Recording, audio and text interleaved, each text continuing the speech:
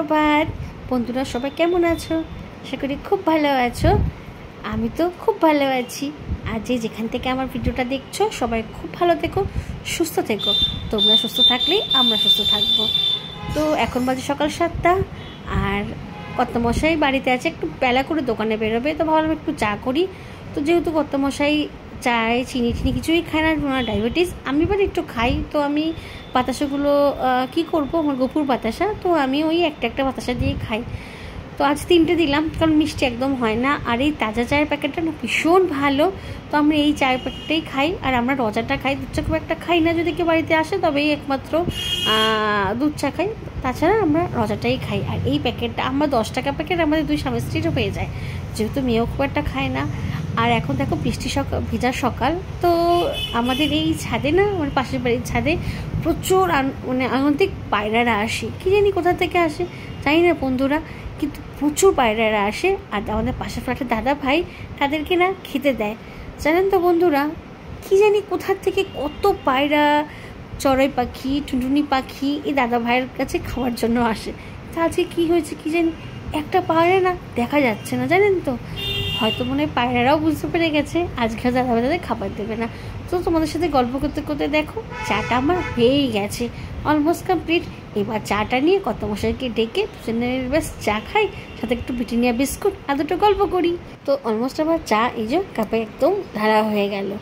আর এদিকে চামচিটা কেন নিয়েছি জানে, কর্তামশাই তো বুঝতে পারবে না, ভাবে হয়তো এটা আমাদের মিষ্টি নিয়ে খেয়ে নেবে।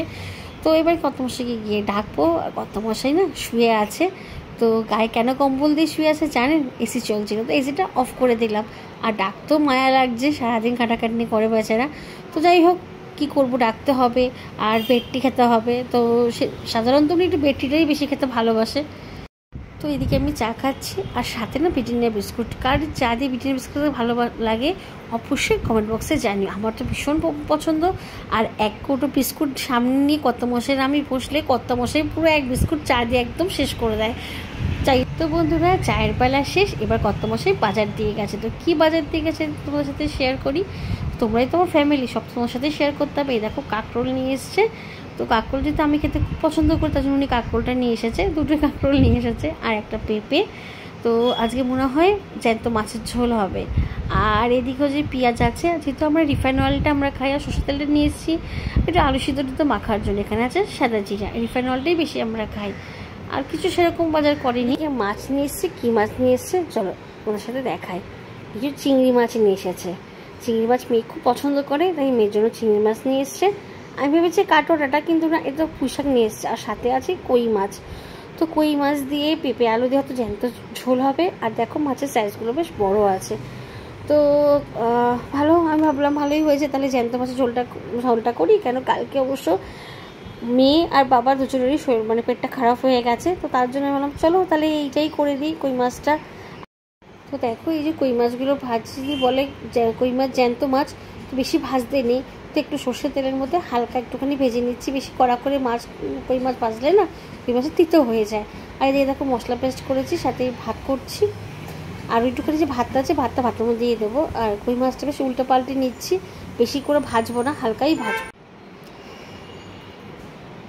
এখন একটু তেল আছে কড়াইতে, এই তেলের মধ্যে একটুখানি তেল দেবো, এর মধ্যে মাছ ভেজেছিলাম, তো এই তেলের মধ্যে আর একটুখানি সামান্য পরিমাণ মতো তেল দেবো। আর তেল দেওয়ার পর এই কড়াইটা যদি একটুখানি গরম হয়, তবেই যে পেঁপে আলুগুলো কেটে রেখেছি সেগুলো সব এই কড়াইয়ের মধ্যে দিয়ে দেবো। আর এখন ফোড়ন কিছু দেবো না। তো এখন এই যে এর মধ্যে একটু হালকা হলুদ দিলাম, একটু নুন দিলাম, দিয়ে এবার ভালো করে পেঁপে আলুটা ভেজে নেব। যতক্ষণ ভাজা হচ্ছে ততক্ষণ আমি অন্য কাজগুলো একটু সেরে নিই, ভাতটা আজার করে নিই। তো এইভাবেই আমি না জ্যান্ত মাছের ঝোল রান্না করি। তো এই আলু আর পেঁপেটা, অনেকে না পেঁপে সিদ্ধ করে নেয়, বাট আমি সিদ্ধ করি না, আমি এইভাবেই কড়াইতে দিই।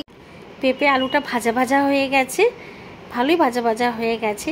এবার কি করব, এবার একটুখানি জল দিয়ে দেবো এর মধ্যে, বেশি পরিমাণ মাত্রই জল দেবো, কেন জ্যান্ত মাছের তো বেশি একটু ঝোলঝোলই ভালো লাগে, যাতে পেঁপে আলুটা একটু সিদ্ধ হয়। একটু ভাজাও করে নিলাম, আর একটু নুন হলুদ দিয়ে বেশ মাখাও হয়ে গেল, তো সিদ্ধটাও তাড়াতাড়ি হয়ে যাবে। তো বন্ধুরা, আমার এদিকে না আলু আর পেঁপেটা মোটামুটি সিদ্ধ হয়ে গেছে। এবার আমি এর মধ্যে 2-4টে কাঁচা লঙ্কা আমি চিড়ে দিয়ে দেবো।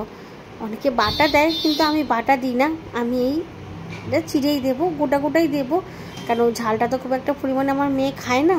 আর যেহেতু জ্যান্ত মাছের ঝোল, তো জ্যান্ত মাছের ঝোলে যতটা পারবে একটু মশলাপাতি কমই পড়ে। আর এদিকে আমি কিচ্ছু না, শুধু একটু জিরে বেটে রেখেছিলাম, কাঁচা জিরে, তো সেটা আমি ঝোলের মধ্যে দিয়ে দিলাম।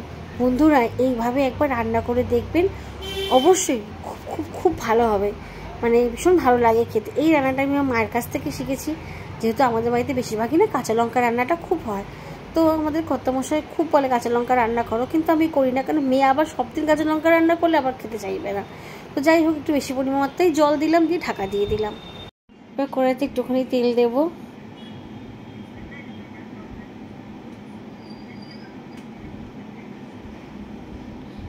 কড়াইটা একটুখানি গরম হলে তারপরে সাথে দেবো একটুখানি সাদা জিরে আর তেজপাতা দিয়ে ভালো করে ওটা নাড়িয়ে দেবো। নাড়িয়ে দেওয়ার পর মাছটা ওর মধ্যে দিয়ে দেব। কই মাছ পেঁপে আলু দিয়ে একদম রেডি। তো সাধারণ গন্ধ বেরিয়েছে, কিচ্ছু না, শুধু জিরে আর কাঁচা লঙ্কা বাটা দিয়ে পাতলা কই মাছের ঝোল পেঁপে আলু দিয়ে, অসাধারণ। এবার মাছ অলরেডি কমপ্লিট হয়ে গেছে, এবার মাছটা নামিয়ে দেবো। তো দেখো একটু টকটক করে ফুটছে, বেশি ঝোল করিনি, একটু হালকা ঝোল রেখেছি। আর আলু পেঁপে একদম সিদ্ধ হয়ে গেছে, এত সুন্দর গন্ধ বেরিয়েছে না বন্ধুরা। এবার কড়াই থেকে নামিয়ে দেবো, নিয়ে গরম গরম সার্ভ করো। তো শুভ দুপুর বন্ধুরা, বসে পড়েছি খেতে। তো জ্যান্ত মাছের ঝোল গরম গরম ভাতের সাথে অসাধারণ লাগছে। আর কিছু না, শুধু পাতলা জিরে আর কাঁচা লঙ্কা দিয়ে। তো বাড়িতে এইভাবে অবশ্যই বানিয়ে একবার দেখো, আশা করি খুব ভালো লাগবে। তো বন্ধুরা, যদি ভিডিওটা ভালো লেগে থাকে অবশ্যই পাশে থেকো, সাথে থেকো। তোমরা প্রচুর প্রচুর ভালোবাসা দিচ্ছ, তোমাদের ভালোবাসার জন্য আজ আমার 2K কমপ্লিট হয়েছে। তো বন্ধুরা ভালো থেকো, সুস্থ থেকো, টাটা, আবার আসবো তোমাদের সাথে।